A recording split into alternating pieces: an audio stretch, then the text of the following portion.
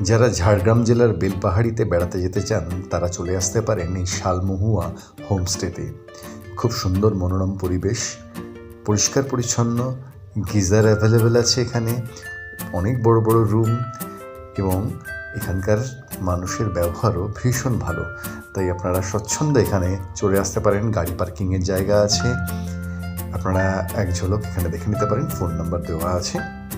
আমি ঘুরে এলাম, আপনারাও আসতে পারেন।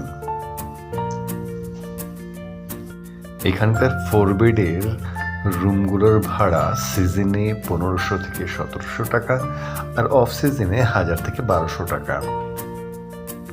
যাওয়ার আগে রুম বুক করে যাওয়াই ভালো, কারণ সিজনে প্রচুর লোক এখানে আসছেন এবং প্রায় প্রতিটা হোমস্টেই কিন্তু বুকিং হয়ে থাকছে আগে থেকে।